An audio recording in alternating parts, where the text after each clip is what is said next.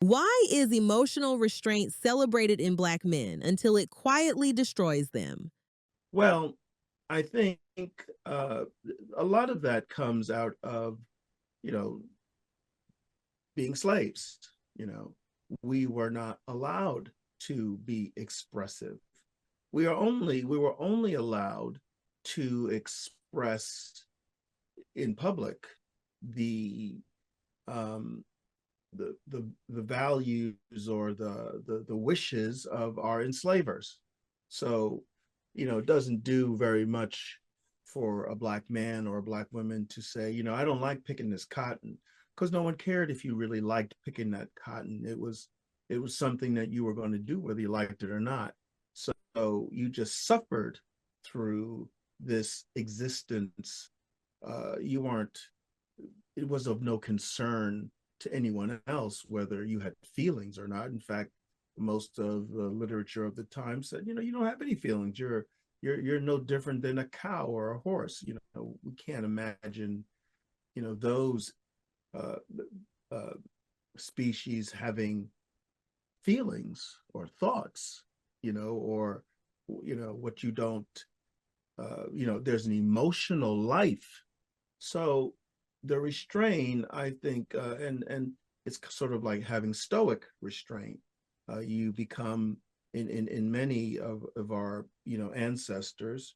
If we go back to say my father and mother's time, which they were born in the 1920s. Uh, if you go back that way, backwards in time, who cared whether you had an emotional thought? So you would keep it to yourself. You would, you know, um, maybe in the maybe in church, you might have that explosion of emotional outrage, or just getting it out in some way where you could, no one, it's almost hidden because you're doing it in church.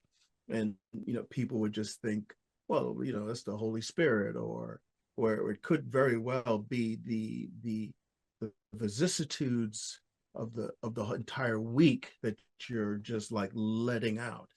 This is an appropriate place to do it. So the church could be that place, but it too has some kind of stoic um, a feeling about it, that you can only do that but so much. So then that creates an even more internal space.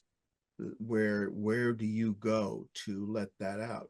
So if we do that now, well, now we don't have a tradition of being expressive as men. Women have had that; they're allowed to do that. Um, but even in certain circumstances, they're not even able to do it. But for men, we are taught to be strong, to be compact, you know, condensed, unemotional, impenetrable in some places, in some cases. That this is not really a place that I don't want to feel your feelings. I don't want to feel that way, you know. And I think, you know, this has there's there's always been some pushback in the Black community, even around uh, the gay and queer community, around men, because those men tend to, they live outside, they live within their emotions, they can express it in some ways, and that looks dangerous, you know. So I'm not, an expert on that, but I could see where that could be, as you grow up, as I grew up, I could feel that, those men who tended to be more expressive were looked down upon. So uh, it's not celebrated. And that's the problem for today's man.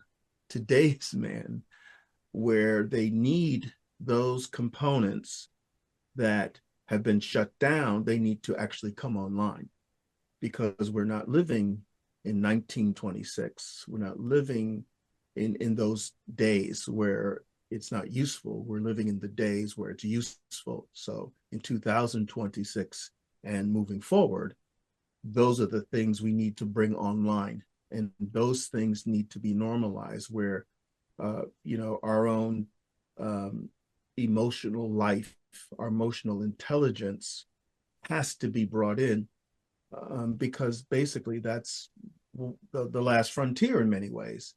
We have women who are able to, they don't need men to take care of them, financially. We have very well-educated women, well, not only well-educated women who have taken their place in the world, and that's not, going anywhere. That is where we are. That is what we are looking at, and that's a great, advance for us as a people, um, because all we had in some ways, shape, or form were struggling single women with children who were, uh, quite frankly, abandoned by men in some ways. So they were left to tend to the children and do everything else, uh, in the absence of emotional men. So now we're at the point where men need to have their emotional intelligence brought online, because that's basically uh, what you have left. Women have earning power of their own, and that's a good thing. And they have, wonderfully, they've been wonderfully educated. They educated themselves. That's fantastic. So, what do you bring to the table? If you don't bring your emotional self, what do you got? You're not going to put that genie back in the bottle. So you have to up your game, and upping your game for men will be uh, unleashing or developing, in some cases, your emotional intelligence. If you can't show empathy and care and kindness, and those things also are part of leadership.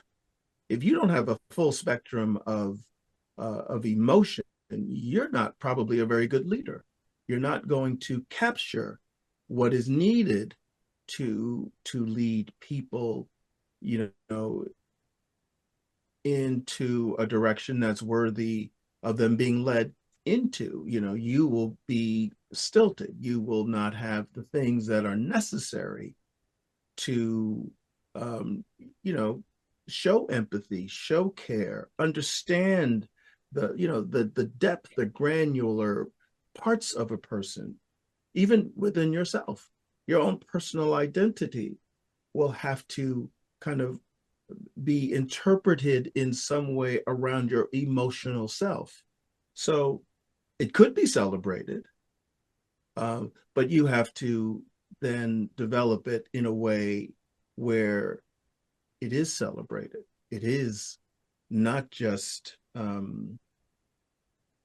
not just hidden, because if it's hidden, that's where it destroys you. It's hidden. It's going to destroy you that way, because you don't express it. It stays locked up.